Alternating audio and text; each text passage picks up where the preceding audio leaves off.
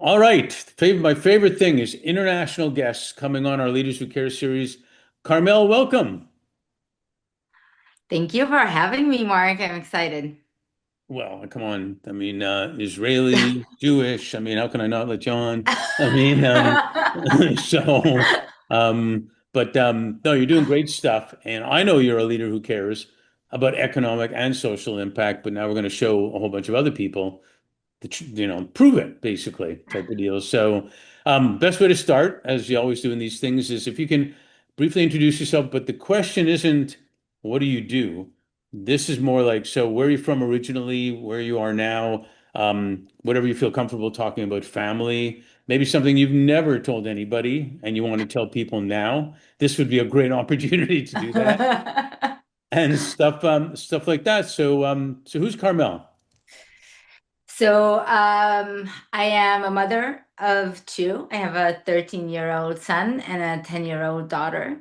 I am originally from Israel, a Jerusalemite, but grew up between Jerusalem, Oxford, Princeton. Went back to Israel, then went back to the States, had a stint in France, and now live in London. So a bit of a citizen of the world. A bit. I think a lot of Um, the citizen of the world, not a bit. I d- um, I think I'm a creator at heart. So I've been an entrepreneur most of my career. I've done brick and mortar fashion, e-commerce, hospitality tech. Then Well, during we'll get COVID, into that. We'll get into that. okay, I'm a really good interrupter, by the way. So perfect. we'll get into that. So all that to say that I like to build things and I like to build collaborations across sectors and people and help create more innovation from that. So I think that's what I've been doing most of my career. I love skiing, although I needed to skip that this year. Mm. And yeah, I guess that's me. So you say you're a builder. So what were you like as a kid and a teenager? Like, were you playing with Legos? Were you a dolls or tomboy type of girl? And, were you the lemonade stand girl? What were you I, like? I was the grown up in the room. Great. My parents always said that I was like three going on 30.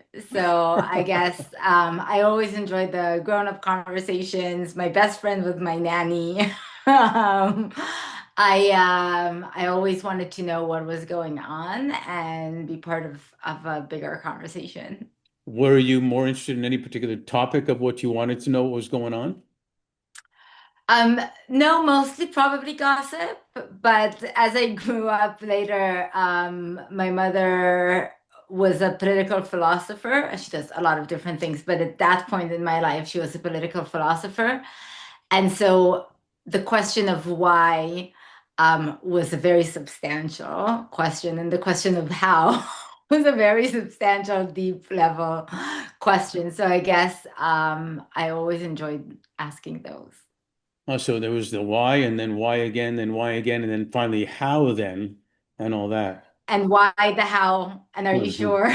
Why is And the sky is this the blue? metrics? Yes, why is the sky blue? I don't know. Okay, but why? And then why? But that's And is awesome. it? It's actually not why is it blue? It's is it actually blue? And is it actually blue?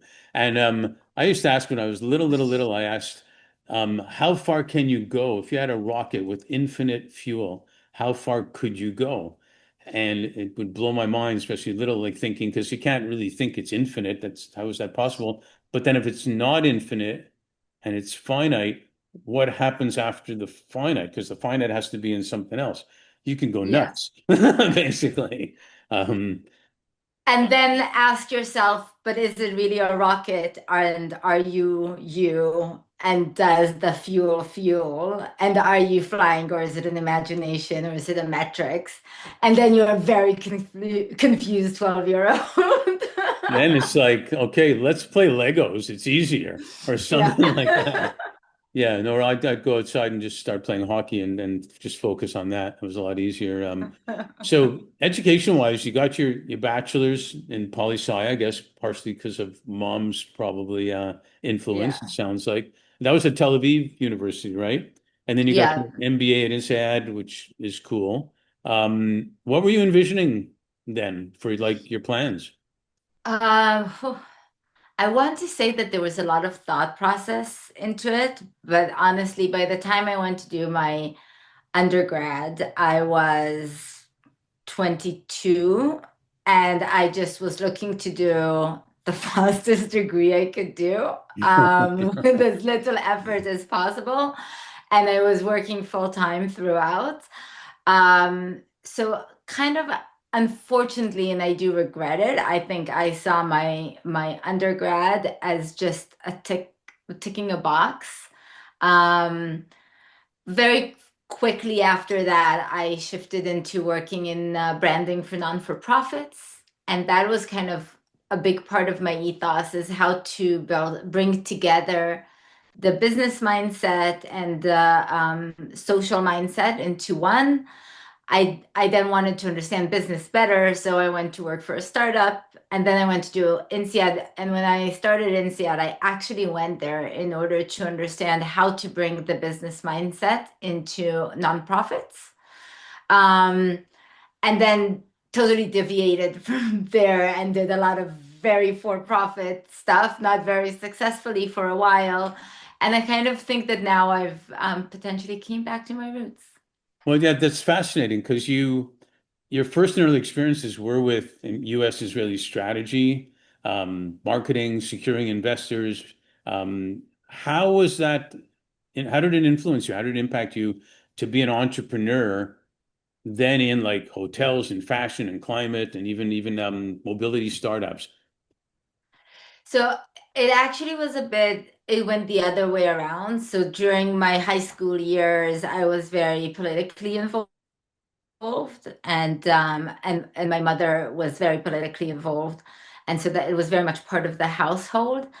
And so after during my service, I worked as a news producer for the IDF radio, Hmm. which got me into the positioning part of things, and how are we looking at current affairs and communicating them outward. And it's just it's a very intense workplace. And I was doing that in 2000 to 2002. So it was covering quite a lot of very intense things, Yeah. um, from the Intifada to 9/11 and the war in Afghanistan. So it was an interesting couple of years. And so when I went to work at the consulate, it was thinking about how we take all these learnings and try to work with policy from a communication perspective. When I went back to uni, I met Martin Case, who offered me to come and do branding for non-for-profits, and it was a really different but similar approach of bringing that all together.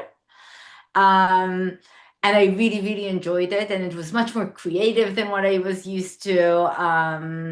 And but the people we were working with were much more entrepreneurial, and that kind of started my entrepreneurial itch. And from there, I literally just went from one thing to the next. Very non-American, very little strategy. I just went from one thing to another and really enjoyed it, even though I mostly had failures, but I always thought that the next one is going to be better and worth it. Well, they don't say they're failures. They're saying, and I saw a story about a Nigerian young lady who learned how to play chess as a young kid, and she got better and better and better. And then regional, then national, she got better, and then international, she got better. I'm condensing the story, and they once asked her, "How do you handle not winning all the time and losing?" She said, "I've never lost." And they said, "Well, no, it says you've won this and lost that." No, she said, "I've won and I've learned," type of deal. Never lost a match. So you do you just kind of have to go that route to keep going and get something out of it. You also became like an angel investor, pretty strong. How did you share what you look for when you became an active angel investor? How did it happen? What did you look for? How did you know what to do, etc.? I will, but before that, I want to say something about failure. And that is, I use that word purposefully, and not because I minimize myself, but because I think it is important for other founders and creators to understand that you could do great things and fail along the way, and failure is part of the process. And I am proud of my failures and my scars. Would I wish to not have had this many? Probably, but I don't think we should shy away from that word. And so, many times people tell me that, oh, men would never say failures; they'll say challenges and learnings, and it's because you don't like you need to think about it as growth, and I do think about it as growth, but I Yeah. also know what it is, and I am honest enough to say it, and I think that if we talk about it, it will mean a lot to founders that are struggling, and so that's the reason I do use that. Um, No, before you go in the other one, it's a great point because I compare a lot of things to sports, probably everything. And it's been shown time and time and time again that teams generally fail and lose a championship before they win a championship, like all the time. And they got to learn how to win. But they also learned how to fail. So you're right on the money. So thanks for sharing that. Now talk to yeah, me and I about, also think that sugar coating it. yeah. No, just say I don't think that sugarcoating it helps because it can be a really low point in your life and you don't want to feel alone. You want to know that others have felt that too. And so that's kind of the reason I do mention it.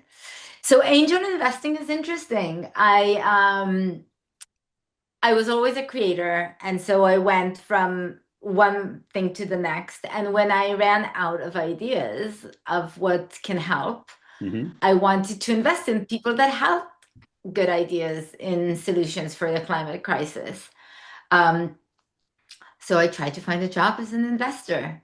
But surprisingly, I was 40 plus and nobody wanted to hire me. So I needed to build my own. I came to the UK. I just moved with the family and I was offered a position as a fellow and a venture builder, unpaid, but to come and work with early stage founders by an incredible woman named Ella Goldner that really opened the door for the UK ecosystem for me. And so I started working with these founders, and then I was like, I really want to put money in them, but how much money can I actually put on this? Not much, not with two kids in private school in London and just moving countries. Um, and so Ella told me, oh, in the UK, unlike in Israel, we can do really small tickets. So if you want to put like a 2,000 pound ticket and the founder, you can, and it means something for them. It's that first recognition of belief in what they're Sure. doing. And so I connected with Alma Angels, which is a great angel group, and other kind of small angels and larger angels in the UK ecosystem, and started to understand how it works. And my decision was and people do angel investing in a variety of different ways, but my decision was to do it systematically and do it often, but to risk very little. So to build a very diversified portfolio so I can play the power law. And so I do 2 meetings, 2 weeks, 2K. I appreciate the founder's time. I know that I don't invest a lot, so I really try to not ask for a lot in return from them. And so, at maximum of 2 meetings, I will do 2,000 pounds or an equivalent in their whatever currency that they have or they're raising in. I invest nearly all only in women building in climate. So it can be all women teams or mixed teams. I prefer mixed teams. I think diversity goes both ways. Um, and I have now over 40 companies in my portfolio. And along the way, and this is in about 3 years, I also said that if the power law is the critical element of this, then I would also want to educate myself as an LP. So I started doing tickets as an LP into funds, mostly climate or diversity, but I have a few outliers. So I have 8 of those. So between all of them, I probably have about 150 companies in my portfolio, which I hope means I will hit the power law, but we'll see. Um, and I do it for support. I look for founders that are building solutions that I can see the need. I can understand what they're building and why, not necessarily how. That's a lot of this stuff is way beyond what I can grasp. And that I have a deep belief that they are the ones that will be able to execute. Now, I don't think of returns the same way a fund will. So I'm not looking for 100x. In general, I think that in climate, we need to look for a different return profile. So we need to be investing in more companies, thinking that most of them will succeed, but not all of them, and that they'll give us a 1 to Hmm. 5x return, which will end us in the same like 3x, 4x that most of the funds are doing. But it's just thinking of a different type of solutions, and I love it. And that's what started the table. I love what you say about all of it, but I love what you said about how important it is to them because all it takes is there's that expression. All it takes is for one person to believe in you, and at that stage of an entrepreneurship, it's huge that somebody does believe that actually that what you're thinking about, you're not on some Kool-Aid thing. You don't even know what's going on, but they believe in you. And I also like our firm was launched about 8 years ago at the UN headquarters in New York on International Women's Day on purpose, because we were doing a lot with women leadership, women empowerment, women investments, stuff like that. And I think it, like you said, diversity goes both ways, and I think it's important. And I think talk about how you said it is important for like even a co-founding team or a board to have both men and women, and how from an economic and social perspective that changes also if it's just men versus women, combined. Yeah, so I think there's today clear statistics that women-led and co-led companies outperform all male teams, and that is both on return of investment and utilization of capital. And this is dramatic numbers. So women have, I think, return 78 cents on the dollar when men do 31, if I'm not mistaken. And then also women reach unicorn status faster when they do reach unicorn status, so their timeline is faster. Um, and I think it's about having a different approach to the problem and a different approach to the solution. And and in essence, diversity means, and diversity can look differently in different places. Because if you have a mixed gender team, but everybody comes from exactly the same Right. socioeconomical background, and then most probably you have less diversity than in other circumstances. Sure. But having people that have different lived experiences in depth, and having different context to problems, situations, and needs. And there, I do believe that there is a gender division. Even if two people grow up in the same household, they'll have a different perspective.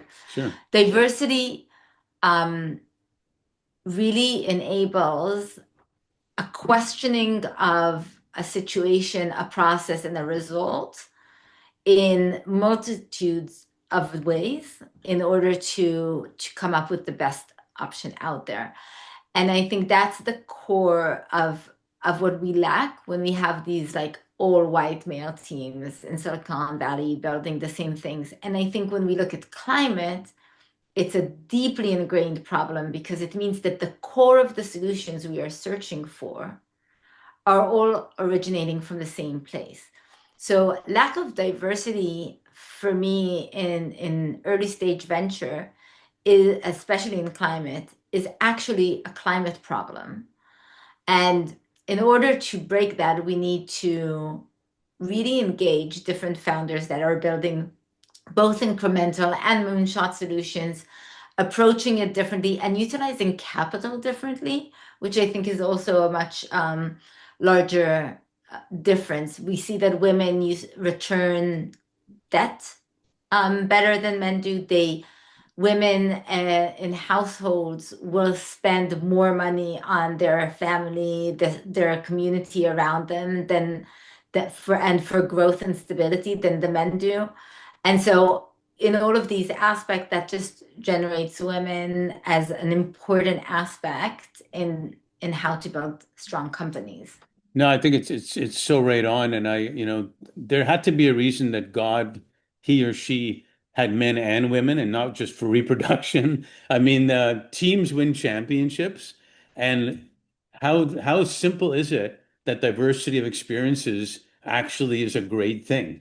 I mean, it's not rocket science, and yet it's taken us forever to get there, and still to get there. And we're not moving. And I think that's the disturbing part is that if we look at where we were 20 years ago and where we are today, women are still not getting more than 2% of Yeah. VC funding. If we look at climate in 2024, women, all women teams got 1% of climate tech funding. Mixed teams got 7%. All male teams got 92% of the funding. And that's out of 75% of the deals, which means that not only do women receive much, much, much less funding, but even when they are invested in, they will receive less per round, which will mean they'll have lower valuations and they'll get overly diluted. And so their chances of actually getting across the finish line are quite small, and that's part Hard. of the reason as we go from pre-seed to B, we're seeing a dwindling of representation. Yeah, it's hard. I mean, I see it even in talent wise. We'll put women into leadership positions, but if we're not putting women into the mid-management positions too, when the other women retire or whatever, then it's going to go back again. This isn't rocket science, actually, and um, and it's so important. I never understood.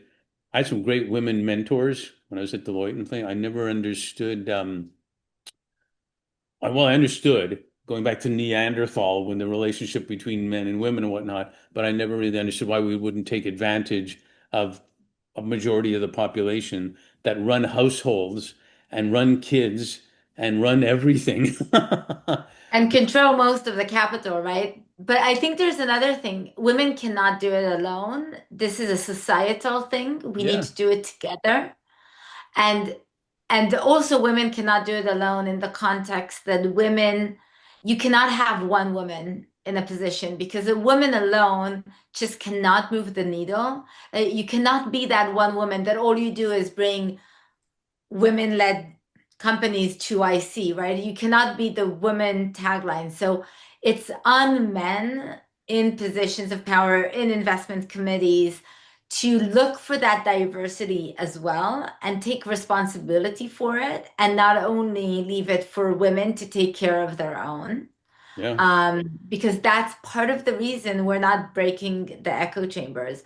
For an example, now the table, which is where I focus my time, we're a community for co-investing in women-led climate ventures. So we invite syndicates, funds, family offices, CVCs to come and share deal flow that they're actively investing in. Hmm. And we don't have a fee and we don't have a minimum amount of deals shared or a minimum amount of deals brought because we want a larger community than the ones we usually speak to. You don't need to be a climate fund or a diversity fund, and you don't need to be a female investor in order to participate.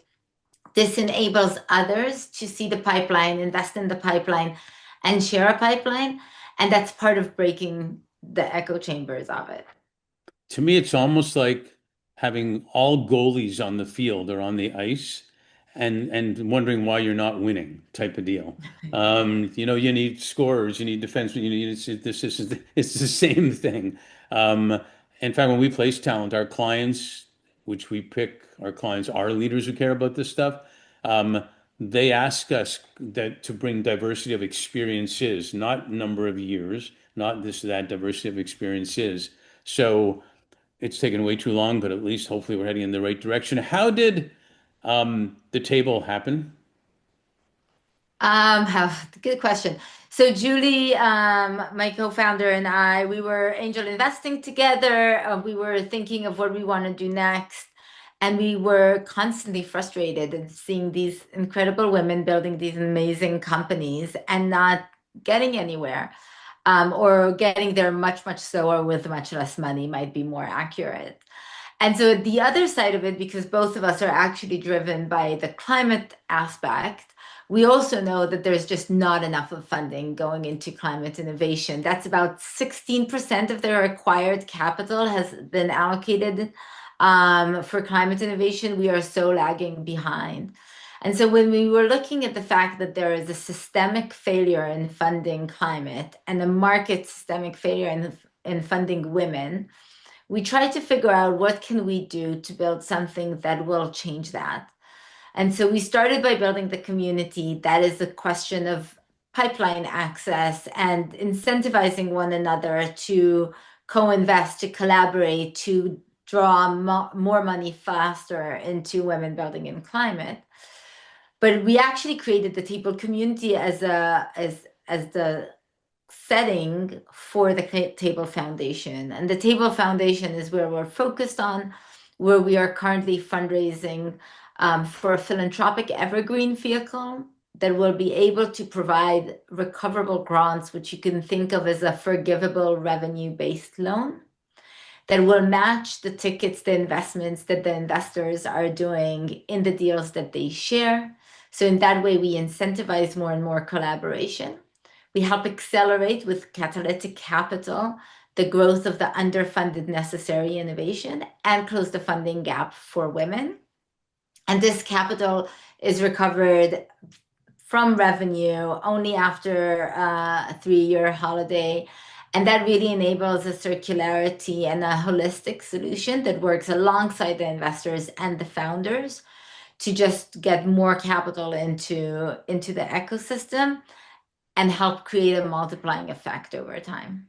Yeah, it's brilliant actually, and I work closely with. I should introduce you, a woman founder who started Tower Capital, and they're the leaders in generational health and climate and stadiums and office buildings and all that does affect generational health as well, as among other things. And if we don't address climate and we don't address the generational health that's being negative generational health, basically, um, you could say we have big problems. And considering what I don't know how much to get into politics here, but considering what our government is now doing with all this stuff, it makes it even worse. Hopefully, though, and there are a lot of companies and whatnot that are going to go their own way, and investors and entrepreneurs to do climate stuff anyway, just despite all that. So, um, do you find with AI going fast and furious now, like no tomorrow, how do you find that impacting the good work you're doing? Yeah, so I think maybe for a second, when we say climate, climate is a lens, it's not a sector. And so Mhm. climate is resilience, it's efficiencies, it's healthcare, it's construction, it's ag, it's fashion, it's circularity, it's energy. And so there isn't for us climate as something that is done out of everybody's bleeding hard and wanting it to be nice and Right. sugar coated. Like solving world Climate is a peace. necessity for adaptation and resilience. We won't survive if we won't have these innovations come through and mature and implemented because of flooding and heat and poverty and 1,000 other issues. Sure. Um, and so that's where also yeah, I think AI is actually separating the weak from the and the theoretical from the practical. So AI helps to build infrastructure and run a lot of this much faster. And I think we're also climate is AI resilience companies. So companies that are utilizing AI to improve resilience, to improve functionality, to work at lower capital costs in order to build faster. But most of our innovation is not software. It's real world. It's the food we grow, the building that we have, the materials that we Right. wear, the soil that we walk on, the water that we drink, the air that we breathe. And AI can help us do it better, but it's not going to be the solution. at least not as far as I can see. And so for us, it's actually an accelerator. And every founder will have a somewhat of an AI layer on what they're doing, and that is a good thing, not a bad thing. Right. And AI also has its own water and energy implications, which is it does drive Yeah. specific innovations, both from energy grid and water utilization and heat disbursements. Maybe some space innovation that will come along throughout the way. It does have a lot of an effect, and it has a huge climate footprint. But in essence, I think we can definitely find the right solutions to carry us through. Yeah, the bottom line is to find the solutions so we can survive and Mhm. thrive, hopefully, at the Mhm. same time. Well, I got one more question on this part because we say in LA that we've got to keep the audience wanting more so we can do a sequel. That's the whole plan. I'm not here. That's the mission, I guess. But a client shared with me in 2021 about the year 2020, the pandemic year. He said, it was the year that flew by slowly. And I thought, what a great line it was. And even now, people feel like COVID was yesterday and years ago at the same time. Kind of strange. And we're already in February 2026, which is quite amazing at the same time. With all that said, what are you most grateful for? And also, what are you most hopeful for? Um, I mean, I'm most grateful for my family, for my children, for my partner and his support in the very long journey that I'm on. For my mom, for my sister, for other members of the family. So family first and foremost. I think we've learned not to take it for granted, Hmm. and that means a lot. I'm also really grateful for the founders. I think the founders are doing what we cannot see. They have an inspiration, they have a vision, they are fighting the fight, they are going through really difficult times in order to make their dreams a reality and make the world better for us. And so I'm extremely grateful that they are willing to go on that journey, and I'm humbled to be able to support them. So I would guess you're also hopeful because of the founders too, Yes, and because of my kids.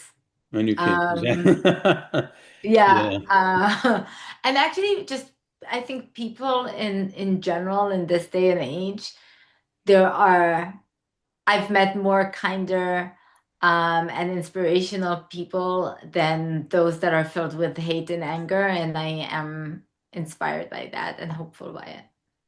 Yeah, we've started to include under 18-year-olds on our podcast, and they blow me away. 11, 12, 13, 14-year-olds that are doing stuff because Yeah. they don't know not to do it, basically, Mhm. and they just go for it. So, well, I'm grateful to having met a great new friend. So that's good for me. And I'm hopeful that I'm grateful and hopeful because you are a leader who cares, doing great stuff and helping other leaders who care. And that's what we just need more caring to make things happen. So thanks for that, and thanks for being on our series. I really appreciate it. Thank you. It was so much fun. I look forward for part two. Exactly, the sequel. Carmel, the sequel.